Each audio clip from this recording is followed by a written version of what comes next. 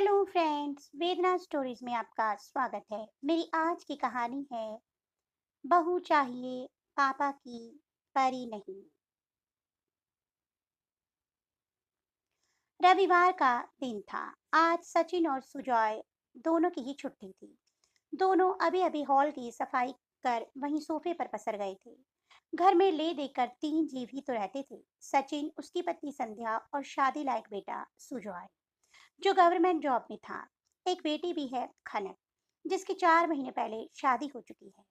फिलहाल वो अपने ससुराल में है, काम वाली छुट्टी पर है। इसीलिए सचिन और सुजॉय संध्या की मदद कर रहे हैं।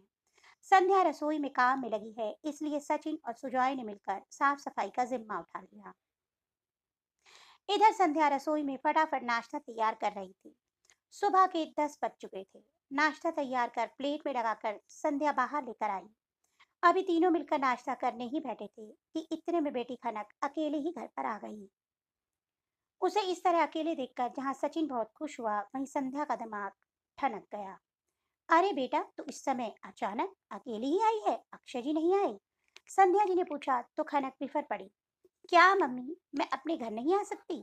ये मेरा घर नहीं है क्या? और जरूरी है क्या मैं किसी के साथ ही आऊं? अकेली भी तो आ सकती हूँ। उसकी बात सुनकर सचिन ने कहा, क्या संध्या, तुम भी? बेटी आई उसकी तो खुशी हो नहीं रही है, उल्टे 10 सवाल पूछे जा रही हो। जरा फटाफट से बेटी के लिए भी नाश्ता लेकर आओ। फिर खनक से, आ बेटा, बैठ तू मेरे पास, आज हम मिलकर नाश्ता करेंगे।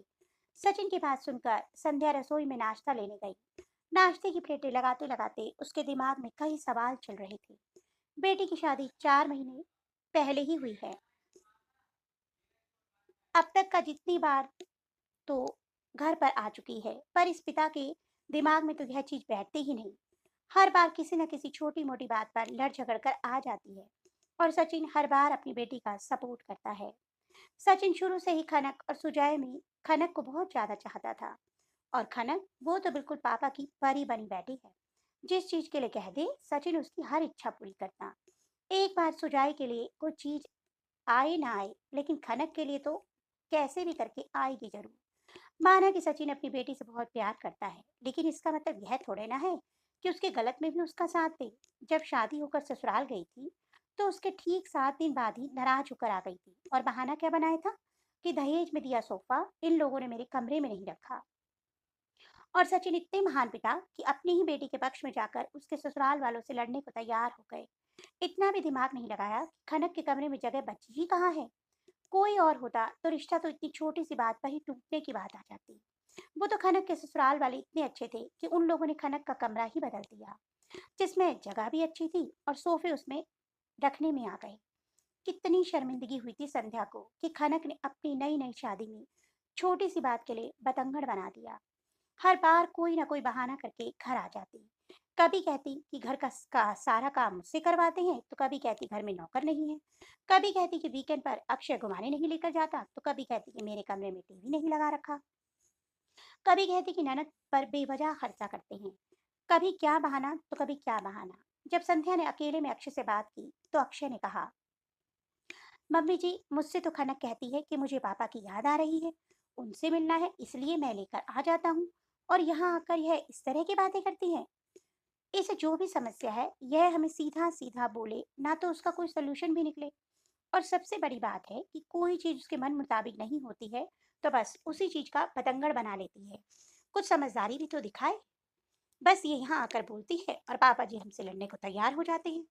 कितनी शर्मिंदगी होती है मम्मी पापा को और मुझे। आखिर मैं भी इकलौता बेटा हूँ। मेरे माता पिता का मुझसे भी तो उम्मीदें होंगी। इकलौती बहन है, वो भी मुझसे छोटी। अगर अपनी खुशी से उस पर थोड़ा सा खर्च कर देता हूँ, तो इसमें बुरा मान जाती है, जबकि बहन तो मुझसे कुछ मांग ही नहीं रही। मेरी शादी के लिए मेरे माता पिता ने कर्जा लिया था, तो क्या उस कर्ज को चुकाने की जिम्मेदारी मेरी नहीं थी? लेकिन वो ये समझती नहीं। तब भी कितनी शर्मिंदगी महसूस हुई थी संध्या को। कई बार खनक को समझाने की कोशिश की, पर वो है कि अपने पापा की शह में समझना नहीं चाहती। और उसके पापा, उसके लिए तो अपनी परी का प्यार हटता ही नहीं। सारी दुनिया में बस उन्हें उनकी ही बेटी दीन दुखी नजर आती है। और उसके ससुराल वाले सल्लाद। ऐसे तो उसका घर बसने से रहा, लेकिन हर बार अक्षय साथ होता है, पर आज ये अकेली, जरूर कोई ना कोई बात हुई होगी। सोचते सोचते ही संध्या ने प्लेट लगाई और नाश्ता खनक को देने के बाद वहीं बैठकर नाश्ता करने लगी। साथ ही साथ बेटी के चेहरे के हाव भाव को पढ़ने की कोशिश करने लगी। लेकिन इतने में खनक बोली, पापा, आपको मेरी फ्रेंड अदिति याद है जो मेरे साथ पढ़ती थी? हाँ हाँ, याद है, क्यों, क्या हुआ? उसकी मम्मी का कॉल आया था कल मुझे। वो अदिति के लिए सुजॉय का रिश्ता चाहते हैं। मैंने तो जब से उनसे बात की है तब से मुझे यहाँ आने की लग गई थी। अक्षय तो शाम के लिए बोल रहे थे पर मैं तो अकेली ही चली गई। उसकी बात सुनकर संध्या को थोड़ी तसल्ली हुई और मन ही मन खुशी हुई कि हे भगवान, चलो कोई बड़ी बात नहीं है।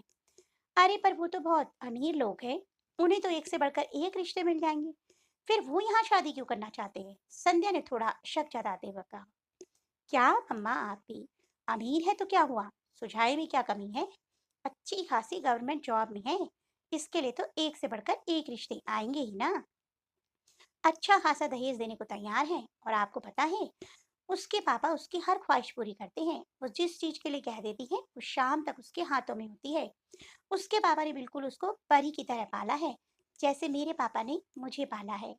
कनक अपने पापा के गले में हाथ डालते हुए बोली, मुझे किसी पापा की परी को अपने घर की बहू नहीं बनाना। संध्या जी ने कहा तो सब हैरान हो उनकी तरफ देखने लगे। क्यों मम्मा, इतना अच्छा रिश्ता तो है, क्यों मना कर रहे हो? कोई बेटी के पापा उसे इतना प्यार करते तो इसमें गलत क्या है? खनक ने तुनकते हुए कहा। देख बेटा, प्यार करना अच्छी बात है, पर अंधा प्यार करना गलत है। मुझे ऐसी कोई आफत अपने घर में नहीं लानी जिसके कारण कल को मुझे शर्मिंदा होकर सिर झुकाकर बैठना पड़े। आप कहना क्या चाहती हो? मुझे तेरे सास ससुर और तेरे पति का चेहरा अच्छे से याद है, जब उनके घर में एक पापा अपनी परी के लिए लड़ने के लिए पहुंचते हैं, बिना यह सोचे कि उनकी परी भी गलत है। मुझे तेरी उस ननद का चेहरा याद है जो उम्र में तुझसे 8 साल छोटी है, स्कूल में पढ़ती है, लेकिन उसका भाई उस पर थोड़ा सा खर्च कर देता है तो उसकी पत्नी बुरा मानकर अपने मायके आकर बैठ जाती है। और बजाय अपनी परी को ये बात समझाने के, उसके पापा उसके पति की हालत टाइट कर देते हैं। मुझे तेरे उस पति का चेहरा बहुत अच्छे से याद है, जिसकी पत्नी उसकी पत्नी न होकर अभी तक अपने पापा की परी बनी हुई है। जब उसके पापा उसके पति को 10 बातें सुना रहे होते हैं तो उसकी पत्नी का थोड़ा सा भी स्वाभिमान नहीं जागता। संध्या की बात सुनकर सचिन बोला, क्या बकवास कर रही हो तुम मेरी बेटी पर बैठे बैठे कटाक्ष कर रही हो। सच हमेशा कटाक्ष ही लगता है। यही बात तो आप हर बार कहते हो अपनी बेटी के ससुराल वालों से। इससे पहले कि सचिन या खनक कुछ कहते, सुजॉय ने कहा, हाँ पापा, मुझे भी पापा की परी नहीं चाहिए। मुझे ऐसी पत्नी चाहिए जो मेरे कदम से कदम मिलाकर चल सके, मेरे घर को अपना घर समझ सके, मेरी मम्मी पापा को मम्मी पापा समझ सके। इस तरह की बार बार की टेंशन तो मुझे भी नहीं चाहिए। एक तो मेरी बेटी तुम्हारे लिए रिश्ता ढूंढ कर लाई है और ऊपर से तुम। जाने दीजिए पापा, सही तो कह रहे हैं मम्मी और सुझाए। मैंने ही आपके प्यार और कुछ जरूरत से ज्यादा इस्तेमाल किया है, कभी अपने ससुराल वालों को अपना समझा ही नहीं। पर मम्मी, प्लीज मुझे माफ कर दो, मैं कोशिश करूंगी बदलने की। संध्या ने खनक की बात सुनकर उसे गले लगा लिया। सच में दोस्तों, ये सबसे बड़ा सत्य है। माँ के श्रवण कुमार और पापा की परी सुनने में बड़े अच्छे लगते हैं, लेकिन इन अंधभक्तों से तो भगवान ही बचाए, क्योंकि इनकी अपनी कोई सोच और समझ नहीं होती। जब भी अपने बच्चों के लिए रिश्ता देखने जाएं, तो यह कंफर्म कर लें कि कहीं आपका पाला इन लोगों से तो नहीं पड़ रहा है। चलो, कहानी में तो पापा की परी को समझ में आ गया, पर सच्चाई बहुत अलग होती है। आपका क्या ख्याल है? कमेंट करके जरूर बताइएगा। जल्दी ही ऐसी अन्य रोचक कथाओं के साथ आपको मिलती रहूंगी। तब तक के लिए बाय बाय।